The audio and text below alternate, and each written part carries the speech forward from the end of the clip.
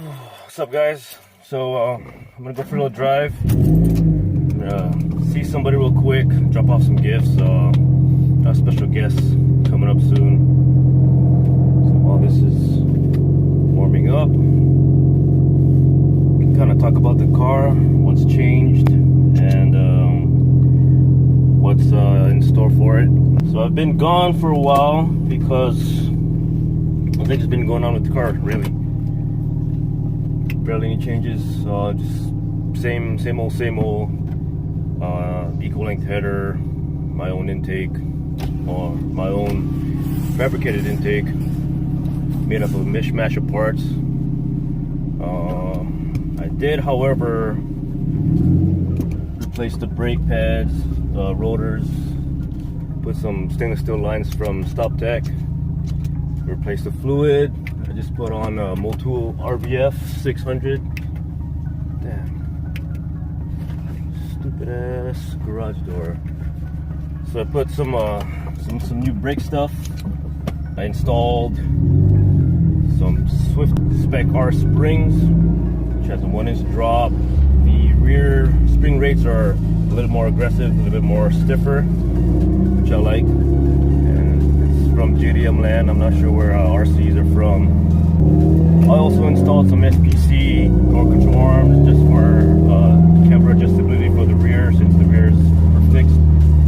I wanted 1.5 all the way around. Don't mind that sound, that's my keys. 1.5 camber, negative camber all around, 0 toe in front, about 0.1 inches of toe in, just for easier turn in. That set it off. I've also added some Torque Solution anti-sway bar torsion brackets, and it kind of helped with the handling of the car just a little bit. I mean, barely noticeable, but I know it's doing its job. That's not as good as sway bars. I do, however, have some parent sway bar coming for the rear with bushings as well as end links. The stock ones are pretty skinny. Like they could break at any time if you were to beef up the sway bar.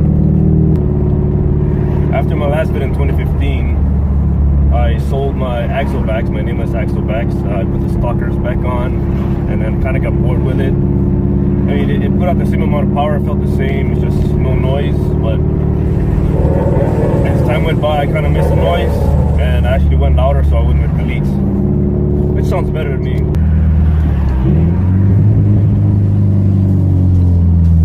Then I've added some reinforcement or some chassis upgrades. I put on that Perrin pitch top mount. The engine mounts are still stock, which I kept there for a reason. Installed the transmission mount, group N, with the positive shift kit. And if you go further back, I got the diff carrier bushings, the differential, I guess, a positive traction kit, white line subframe bushing inserts, and I believe that's it. That's all that's been different from the car since then. You can improve the characteristics of the car like dramatically. Of course, you'll get more noise. I'd always have like the little wobbles in between shifts, you know, but now it's like pretty solid. Each time I shift, it just goes straight to gear. There's no wobbles in the chassis. So the car puts out about 301 horsepower, 321 torque to the wheels, going to equal length and not changing the downpipe. It's a pretty different animal. With a downpipe like stage 2, you get that real nice peak and then a big drop off at the end, which is kind of shitty, you know. But this equal length, it actually pulls all the way through. It evens out the power curve rather than having it drop. It just stays all the way.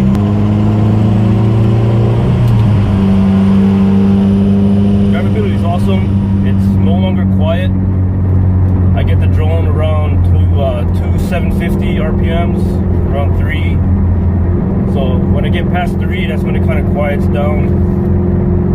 Ride quality, yeah, I got the rattles here and there, and it's my fault for making it stiffer. But you know, it's a Subaru. It's gonna rattle regardless. So everyone has goals with their car, whether it be power, whether it be for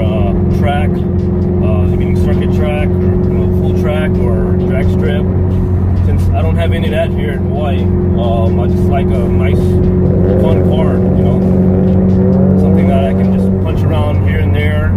This island is only so big or so small, so I gotta make use of it as much as I can. And having excessive power here is ridiculous. I mean, we're stuck in traffic pretty much most of the day, and it doesn't help that we're doing construction for this rail project, which to me was a waste of money. But anyway, I digress. Yeah, 300 horsepower to the wheels.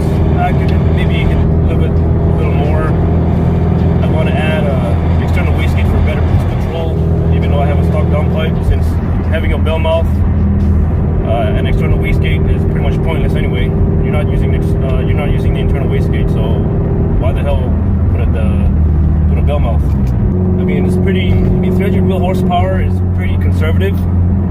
You know, I'm not going for 4, 5, 600, 800, 900 horsepower like everybody else is trying to get. But this to me is perfect. I think this is the way Subaru should have sold the car. You know, like, you don't need the rumble. The rumble is just, man, I'll do the rumble. That's like so 90s.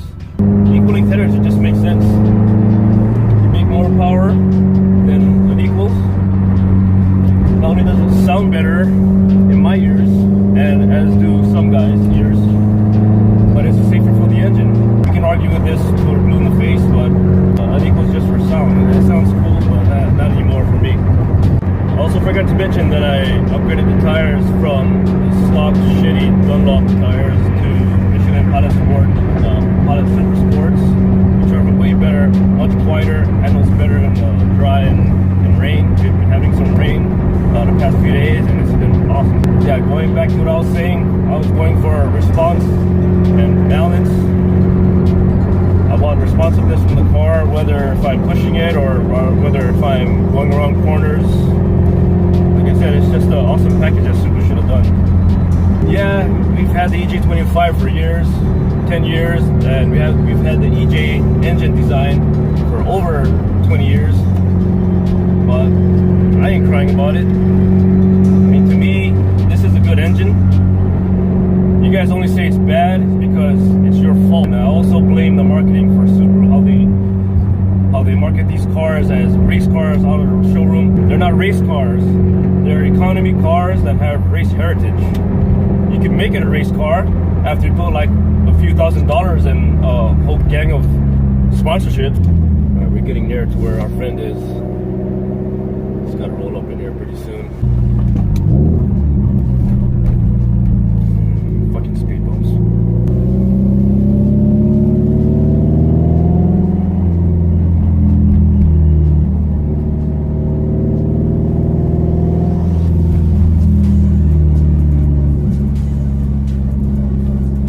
Alright, here we go. Stop here in this tow-away zone right in front of the fire hydrant. And it seems like a perfect spot to park. Let me go text him real quick. Oh, there he is. Let's go see him. Oh, there's my buddy right there. If you guys recognize this fool, WRX STI.